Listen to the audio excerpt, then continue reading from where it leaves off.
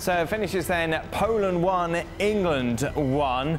Taking a look at what that means regards to the standings now in Group I. England remain top of the table. Of course, they remain unbeaten. Their first points drop, though, of qualifying for Poland, a point that puts them into third. This is a bit of deja vu, Craig, from the old Euro final, in the fact that you've got England sitting back once again. Well, they didn't sit back. They controlled most of the game. No, but you think that last 10 minutes, you feel they invited their pressure on, and then, as a result, you concede a goal, which you don't. Well, that's right, and they got sloppy because Jordan Pickford got caught on the ball, got charged down, almost ricocheted into his own goal. He had to sprint back to the line, got there with a yard or two to spare. And then just before the goal, Kyle Walker got turned badly. And he really didn't have to get as tight as he did. A drop of the shoulder. That put England on the back foot. They never cleared the ball from there. And Poland scored. But in truth, my one criticism of England would be for all the control they had in the game, they didn't create enough chances. Yep. I mean, Raheem Sterling, he wasn't alone, but my goodness, how many times he dribbles into the box and then he has to beat the man and then beat him again, then try and beat him again, and by that time they've got 2 or 3 white jerseys around it and nicked the ball away.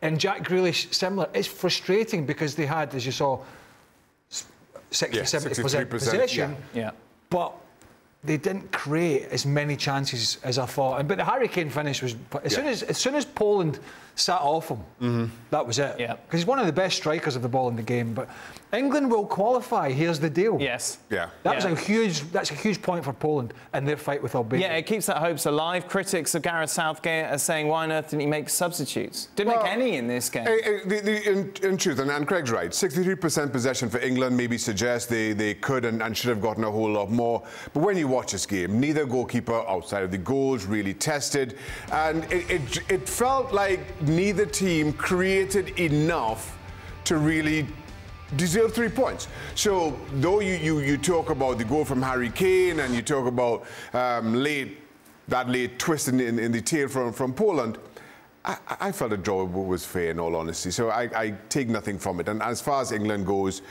listen, this is another point towards qualification. They go away to San Marino and Andorra, or whoever it is.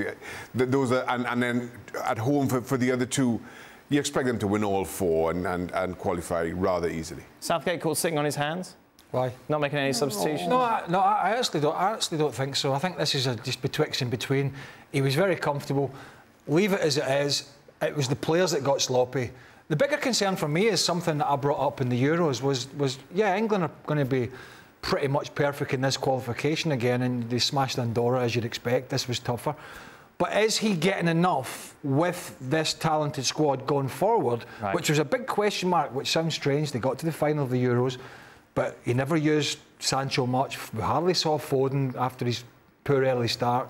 And there are other players, and I think that is the question, is when it really comes to the crunch, England against the better teams need to create more chances than they are creating. Well, thank you very much for watching ESPN on YouTube. For more sports highlights and analysis, be sure to download the ESPN app. And for live streaming, premium content, and let's not forget as well, ESPN FC 7 days a week. Subscribe to ESPN+.